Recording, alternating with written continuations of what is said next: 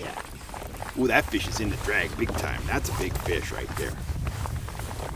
Woo. Oh, look at that.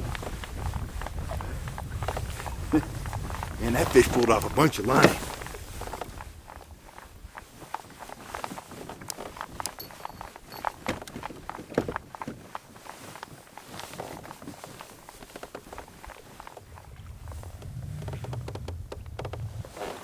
Oh, there we go. He's going on the stringer. Look at that fish. That's another nice fish. Man. Look at that guy. Long, lean. What a beautiful fish. Clean tail. Chrome bright. He's going to have bright red meat.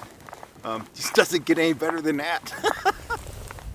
Look at those big, beautiful rainbows. That's what trolling flies can do. You think trolling flies don't work? Well, think again. You need to grab a set of my trolling flies, get out on the water, and get ready to go big.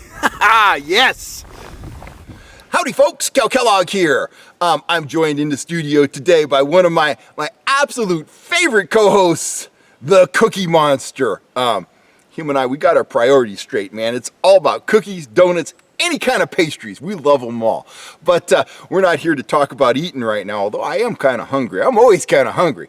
But we are here to talk about trout fishing and how to consistently catch big numbers of trout and how to consistently catch big trout. And to get here, and I'm going to keep this as short as possible, but I am going to ramble. We gotta kind of go back to my childhood. I'm going to make this fast. Used to read Outdoor Life magazines at my grandpa's house, and my favorite column was called Tap's Tips, written by a guy named H.G. Tapley. And they would just be 3 or 4 tips with, cartoon illustrations. Things like, if you're going to start a fire in the woods and you think you're going to have a hard time because it's wet, you might want to bring some lint from your dryer. It's going to help you. Just little short tips like that help make your life easier out in the woods or out in the water. Things that make you more effective, stuff like that. So back then, I was really into stream fishing for trout. And one of Tap's tips was, if you're fishing a stream and you pull a good-sized trout out of a given pool, and you keep the trout, you eat the trout, he advised always going back to that pool and fishing it more, because he claimed, and I found this to be true, the factors that attracted, security, feed, whatever, the factors that attracted that first big fish, when that big fish is removed from the system, those factors will attract another big fish. Or if an area is holding a bunch of fish, those factors will continue to attract fish. So your job as an angler is to make note of those areas that show, more fish activity, areas where you've seen or you've caught big fish. Make a note of all this. Now, sometimes, say we're out at Shasta, we're out in the middle of the main body, it's 300 feet deep and we catch a fish, there's not a lot there to reference. This tip is a lot more helpful if you find fish on structure or in narrows or near an island or something like that. What I've been doing at French Meadows is a pretty good example.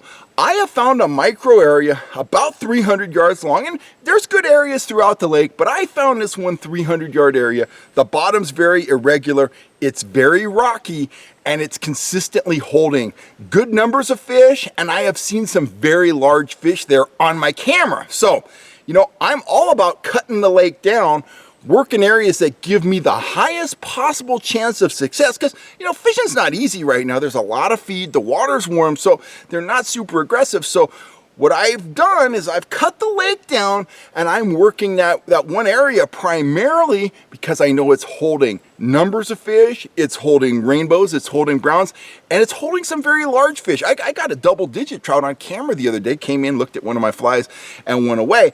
But I know that this area holds those kind of fish, and I've been consistently seeing these marks for at least a month now. So, back to Tap's tip, and back to how this tip can help you.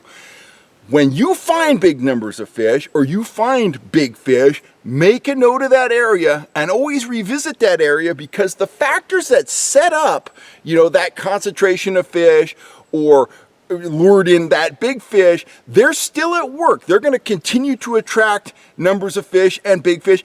And you can relate this to hunting and bass fishing and a lot of other different things.